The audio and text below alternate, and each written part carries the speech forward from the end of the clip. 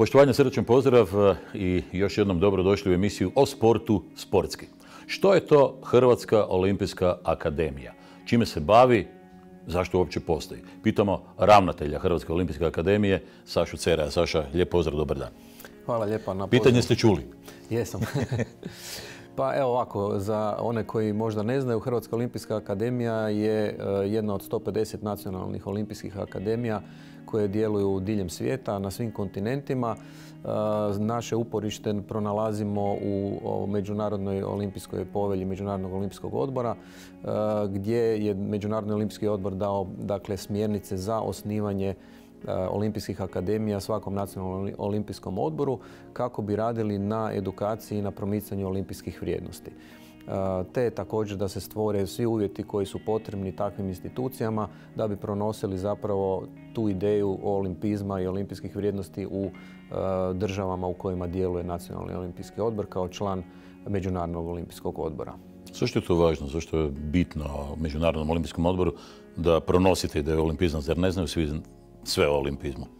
Pa, važno je Međunarodnom olimpijskom odboru je to važno iz više razloga. To je jedno nasljeđe koje još datira iz antičke Grčke, vrijednosti koje prenosi olimpizam od olimpijskog primirja koje je također i danas jedna od stavki olimpijskih igara, pa do onih vrijednosti olimpizma kao što su etika u sportu, fair play, izvrsnost, prijateljstvo, poštovanje, sve što Međunarodni olimpijski odbor drži važnim i želi također kao ideju olimpizma, tako da olimpijske igre ne budu samo još jedno natjecanje svjetske razine, nego da one imaju još tu dodatnu i edukacijsku vrijednost, ali i zapravo etičku vrijednost. Tako da to je izrazito važno, a na kraju krajeva i kada gledamo te vrijednosti, to su vrijednosti koje i pomažu društvu i razvijaju društvo na onim nematerijalnim razinama koje su izrazito važne za funkcioniranje svakog društva.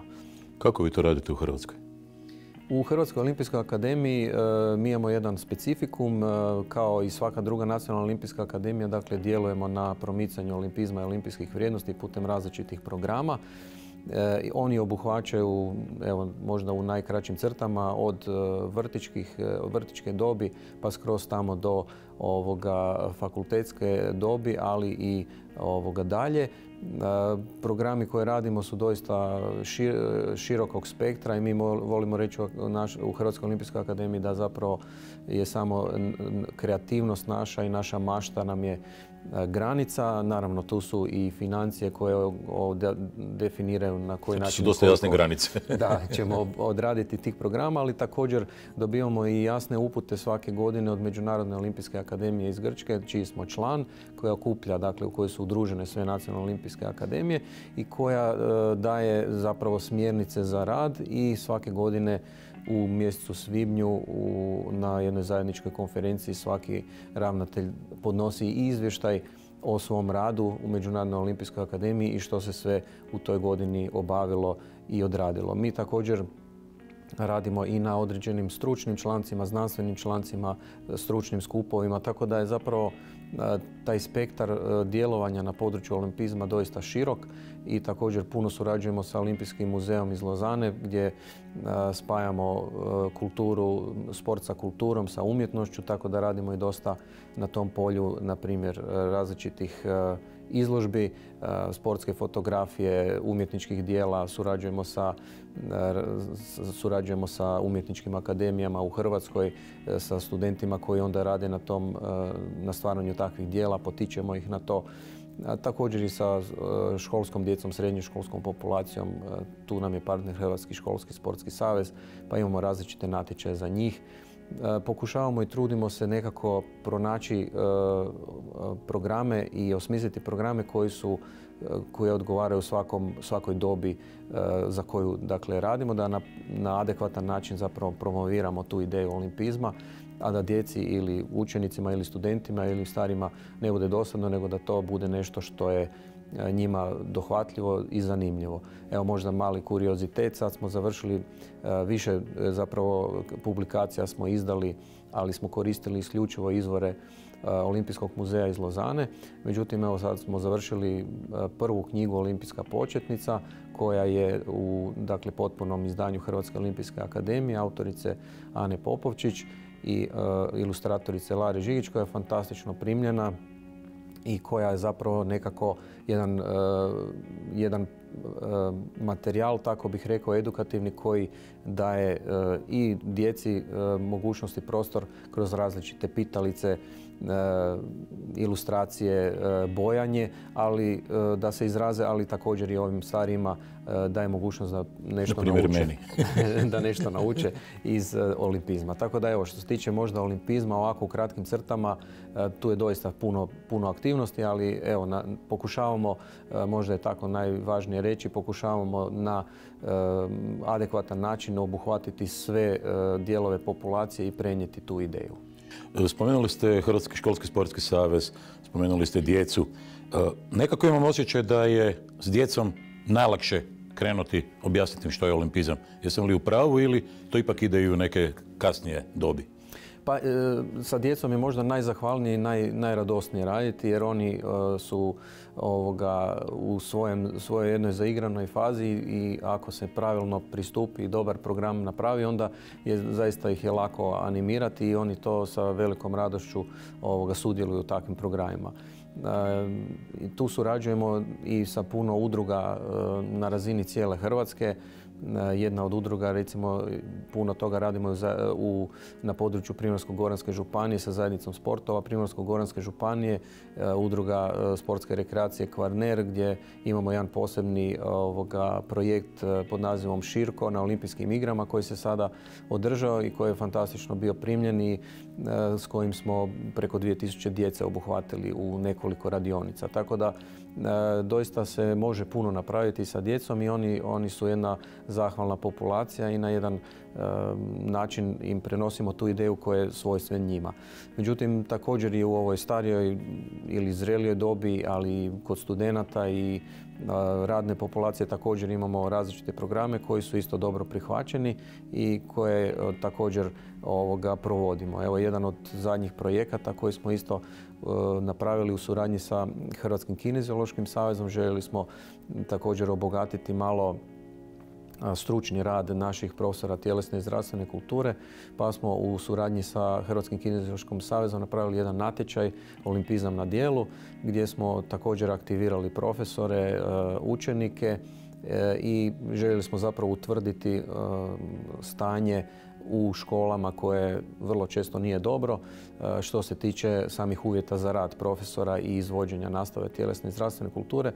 Pa smo se ovdje nekako dovinuli da u sklopu tog projekta damo jednu podršku, mada znamo da je to kap u moru, ali jednu financijsku pomoć u obliku rekvizita za nastavu tjelesne i zdravstvene kulture, s time da smo se bazirali isključivo, s obzirom da smo imali ovu strahotu potresa, znači na područja u Hrvatskoj koji su bili zahvaćeni tim prirodnim katastrofama, potresima i poplavama, što je nažalost bilo dosta, i dakle otocima, hrvatskim otocima i područjima od posebne državne skrbi. Tako da smo napravili jednu selekciju i zatražili upravo te škole da se jave na natječaj i evo, kao povjerenstvo smo nažalost utvrdili da je stanje alarmantno, iako to nije nisu to velika sredstva, ali ipak su puno značila jednoj Hrvatskoj Kostajnici, jednom Mljetu i takvim školama u kojima su nas dočekalo po 5-6 učenika, jer to je recimo cijela škola.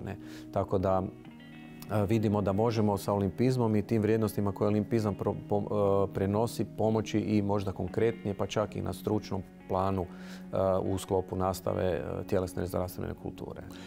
Olimpizam je, budimo realni, na neki način životna filozofija.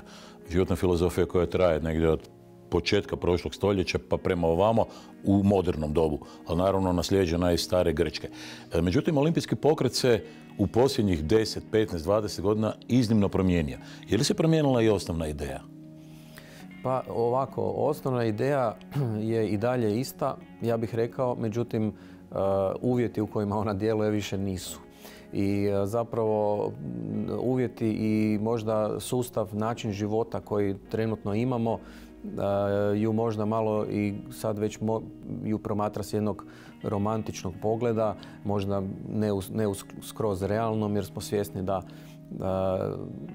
da je sportski rezultat ultimativna kategorija i da često ove vrijednosti pritom u pripremama sportaša da se ostvare takvi vrhunski sportski rezultati možda nisu skroz u prvom planu. Međutim, s druge strane opet i vidimo u onom jednom možda manjem dijelu vrlo lijepe poteze sportaša u sklopu fair playa i nagrade za fair play koji ponekad i stanu na svoju štetu u trci da bi pomogli ozlijeđenom natjecatelju, što pokazuje da ipak ta ideja još uvijek nekako živi, ali vjerojatno kao i sve u životu ta ideja je prisutna kod određenih broja ljudi, neće ju možda svatko prihvatiti, ali na nama je da sijemo to znanje, da dajemo do znanja da ona postoji, a onda koliko će se ona uhvatiti, to je opet drugi sociološki parametri utječu na to. Da ne bi ispalo da vi samo idete po Hrvatskoj i tražite škole sa 5 učenika, vi imate i drugu funkciju. To je jedna obrazovna funkcija, pomaganje sportovima, sportašima, trenerima, zapravo da postanu to što misle, što žele biti treneri, između ostaloga. Tako je. To je taj specifikum o kojem sam govorio. Znači, nacionalne olimpijske akademije diljem svijeta djeluju samo po pitanju te olimpijske ideje. Međutim, u Hrvatskoj mi imamo tu specifičnost da Hrvatska olimpijska akademija također i radi i djeluje kao edukativna javna ustanova za obrazovanje odraslih, odnosno točnije za obrazovanje trenera i sportskih djelatnika u sportu. Tako da jedan dio core biznisa Hrvatske olimpijske akademije je namijenjen u tom smjeru. Smatram da je ta uloga Hrvatske olimpijske akademije izrazito važna, posebice gledano na legislativu, na Zakon o sportu koji definira tu tematiku i koji zahtijeva s punim pravom da u Hrvatskoj smiju raditi oni treneri koji su osposobljeni ili educirani za taj posao, jer ipak se radi sa djecom, radi se sa ljudima, radi se u jednom procesu s kojim se utječe zapravo na fiziološki, ali i psihički na organizam svakog djeteta ili ozbiljnog sportaša, tako da je to potrebno. Na tom planu Hrvatska olimpijska akademija radi doista puno. Mi već više od 10 godina, dapače i puno duže, još poveznica je još da je u Hrvatskom olimpijskom odboru djelovao taj odjel za edukaciju trenera, pa iz toga izrasla, odnosno Hrvatska olimpijska akademija je dodijeljena ta dužnost, tako da preko 30 godina se zapravo bavimo tim poslom. Međutim, evo, u sklopu kako se mijenjaju zakoni, kako se mijenjaju i podzakonski akti, tako i mi se moramo prilagođavati. Evo, sa 1.1.23. je stupio na snagu novi Zakon o sportu koji je potpuno drugačije definirao sada i hrvatski kvalifikacijski okvir i upisivanje onih razina znanja koje su potrebna i to je sve dignuto na puno višu razinu, tako da je bilo potrebno i prilagoditi i naše programe svemu tome. U svemu tome promijenili smo još i sjedište ustanove, tako da i na tom planu je bilo puno posla, tako da nam je ova godina bila izrazito izazovna, ali uspjeli smo dosta toga i ove godine odraditi. Evo, mogu reći da u Hrvatskoj olimpijskoj akademiji kroz godine imamo 50 programa za 50 sportova koje smo proveli kroz godine. Znamo da je 90-ak nacionalnih sportskih saveza. Druge ustanove isto također imaju još neke programe, Kineziološki fakultet sa svojom ustanovom također, ali evo, mislim da još uvijek svi dionici na tom planu ne pokrivamo dakle sve potrebe svih saveza. Međutim, također treba reći da su savezi oni koji uočavaju tu potrebu i dolaze k nama na razgovor, mi ih pozivamo i upoznajemo ih sa metodama na koji način to možemo odraditi za njih. Ono što ja smatram izrazito važnim da je Hrvatska olimpijska akademija ustanova koja radi sa savezima, dakle i rješava edukaciju u savezima, pri čemu nastojimo uvijek držati najnižu cijenu za polaznike, jer je to zapravo, smatramo, našom dužnošću da odradimo taj dio posla i da oni mogu na adekvatan način funkcionirati i raditi i njihovi treneri raditi u klubovima. Zašto radimo sa nacionalnim sportskim savezima? jer smatramo da Nacionalni sportski savez je upravo krovna institucija vlastitog sporta i da njima uvijek dajemo šansu da oni s nama sudjeluju u izradi tog programa, jer želimo čuti njihovo mišljenje i da oni kažu na koji način žele da su njihovi treneri educirani i obrazovani, jer oni će upravo svojim radom sa tim stečenim znanjima zapravo raditi sa mladim sportašima i stvarati bazu njihovog sporta koji će danas sutra iznjedriti nekakve vrhunske sportaše i olimpijce. I zato je ta sinergija strašno važna i zato je bitno da i Nacionalni sportski savez u tom procesu dinamičan i da može s nama na pravi način izraditi program i krenuti u taj proces obrazovanja. Puno ljudi, puno budućih trenera ili u tom trenutku aktivnih trenera koji su završili to vaše obrazovanje zapravo kaže da to nije zapravo bilo uopće nimalo lako. Vi ne puštate kroz prste samo zato da bi neko dobio papir. Vi morate napraviti dobar program, vi ga morate dobro provesti i dobiti nekakav feedback od ljudi koji prolaze tu školu. Koliko je on dobar, koliko ste vi zadovoljni njime? To je istina. Dakle, to je jedna od naših važnih politika u tome da smo donijeli takvu odluku da vrlo strogo pristupamo tom programu. Tražimo od polaznika da budu prisutni apsolutno u što većem postotku mogućem. Toleriramo nekakvih 20% izostanaka uslijed određenih sportskih obaveza, ali tražimo od njih maksimalnu ozbiljnost i uvijek upozoravamo Nacionalni sportski savez da to i traje 300-tinjak sati i da je to program koji se ne može završiti u 2 vikenda, nego jednostavno da je potrebno dobro planirati kroz godinu kada oni su slobodni, kada mogu prisustvovati i također ostaviti im vremena da se pripreme, da nauče za ispite i da polažu te ispite uspješno. Oni koji nisu uspješni imaju priliku ponoviti, ali u svakom slučaju tražimo određenu razinu znanja ispod koje ne puštamo, tražimo tu jednu ozbiljnost, tražimo da budu prisutni jer smatramo da je taj cijeli proces izrazito važan i na kraju krajeva mi imamo javnu ovlast koja je nama povjerena od Republike Hrvatske i to smatramo, dakle, i držimo vrlo ozbiljno do toga. Kako to organizirate? Tko su predavači? Gdje se to događa? Organiziramo ili u Zagrebu ili sve više radimo i po Hrvatskoj, po drugim gradovima zbog toga što na taj način želimo izaći u susret onim savezima ili onim županijskim savezima ili lokalnim sportskim zajednicama koji jednostavno su okupili svojim trudom sportaše na svojem području i na taj način pokušavamo smanjiti njihov trošak putovanja do Zagreba, a i uopće uzimanja godišnjih odmora ili nešto da bi uopće mogli prisustvovati takvom programu.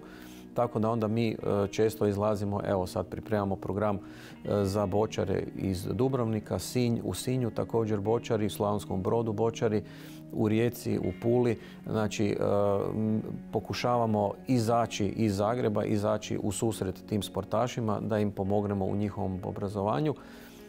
Mi smo sa programom zadovoljni. Na kraju svakog programa imamo analizu, imamo upitnike, imamo valorizaciju, tako da vidimo i od polaznika povratnu informaciju jesu li oni zadovoljni. Te ocjene su uvijek vrlo visoke. Od predavača u programima puno surađujemo sa Kineziološkim fakultetom, ali također i sa predavačima koje nam predlože Nacionalni sportski savezi i trudimo se gdje god je to moguće dovesti nekoga iz Europe od nekih vrsnih ili jako dobrih trenera koji recimo savez predloži da oni sudjeluju u tom programu i da oni isto odrade svoja predavanja. I to se pokazalo kao jako dobra ideja jer tada i polaznost i zainteresiranost samih sportaša je izrazito visoka i onda nam je taj program vrlo uspješan. Sami ste spomenuli bočare, nedavno sam bio na kuglanju.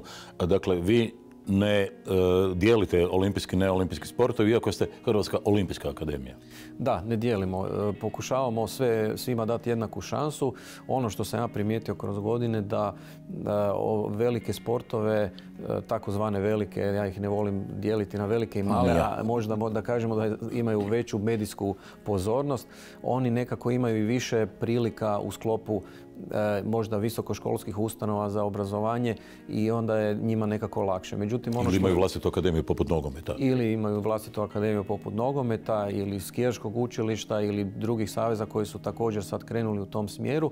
Međutim, ono što smo mi primijetili u Hrvatskoj olimpijskoj akademiji da je jako puno onih sportova koji nemaju tu mogućnost ili imaju mali broj sportaša koji bi se željeli školovati i kojima doista je potrebno pomoći. I tu tržište koje je nemilosrdno u svojem obliku njima nikad ne može pomoći. Tako da je Hrvatska olimpijska akademija ustanova koja im zapravo i jedina može pomoći. Mi pokušavamo i onda te grupe male spojiti, da im nekako spustimo tu cijenu koštanja, jer nažalost i mi radimo na tržišnoj osnovi to.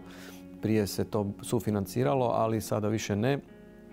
Tako da je tu važno ta jedna društvena osjetljivost i pomoć, jer određeni sportovi se s obzirom na zakonsko određenje, ako nemaju odškolovane trenere, oni bi se suočili sa gašenjem. I to je zapravo šteta, jer kada se vidi ipak postoji određeni interes i to bi trebalo poticati. I onda evo, mi u Hrvatskoj olimpijskoj akademiji nastojimo nekako tim sportovima pomoći. Gledamo svoju ulogu kao ulogu da smo mi ovdje kao servis savezu, servis određenom sportu i da pomognemo tim sportovima, posebno ovim manjima. A ono što nas posebno veseli je da ti mali sportovi, takozvani mali sportovi, su zapravo vrlo često jako dobro organizirani s obzirom na njihove uvjete rada, da rade na tom jednom entuzijazmu i poletu, u jednom volonterskom duhu, ali da se jako brzo uspiju dogovoriti i mi sa njima imamo zapravo sjajna iskustva. Ali ni to nije sve. Znači, uz knjige, uz rad sa najmlađima, uz rad sa školama, stvaranje natječaja, obrazovanje, vi ste krajem 24. napravili još jedan, nazovimo ga tečaj ili kako god hoćete, radionicu za administratore u sportu. Zašto? Tko je bio na tome? Otkud ideja? Točno. Znači, ovaj obrazovni dio Hrvatske olimpijske akademije mi dijelimo na neformalni i formalni. Ovaj formalni smo sada kratko objasnili, a u ovom neformalnom dijelu, često mi inače dovodimo recimo vanjske trenere kao pomoć savezima na recimo trodnevne kratke seminare u kojima želimo pomoć da podignemo kvalitetu tog sporta.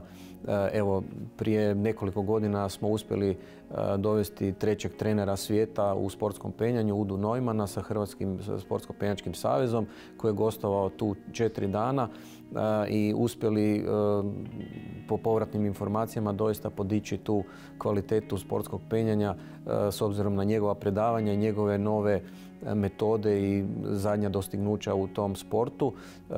Također osigurali i podjelu knjiga jednog isto također vrlo uspješnog trenera iz sportskog penjanja, tako da smo na taj način također želimo pomoći sportu.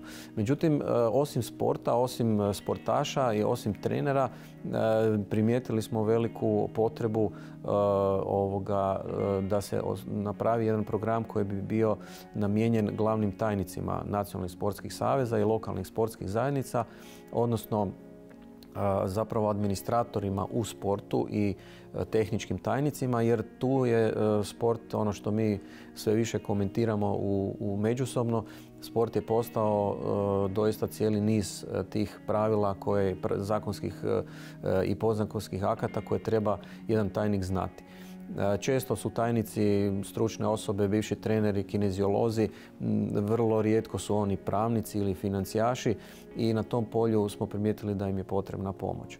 I osmislili smo jedan program koji smo nazvali tako popularno program za sportske administratore, odnosno za stručne djelatnike u sportu, koje smo podijelili u 4 cjeline po 2 dana, po 8 sati predavanja, a razdijelili smo ga na, prvi dio je bio posvećen zakonodavstvu i svim onim propisima koji djeluju u području sporta, koji osobe koje rade u savezima ili u klubovima moraju znati.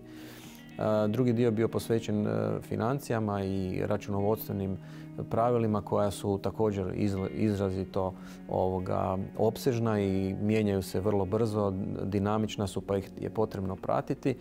I onda u ovoj trećoj sesiji koju smo spojili sa 4. smo stavili jedan sustav funkcioniranja sporta u kojem smo zapravo pozvali i stručnjake iz Hrvatskog olimpijskog odbora, ali i stručnjake iz nacionalnih sportskih saveza koji su govorili dakle o mogućnostima dobivanja velikih sportskih priredbi, što je tu potrebno napraviti za lobiranje da se tako dođe u takvu prigodu, što je potrebno da se takva prigoda uopće održi, koliko novaca.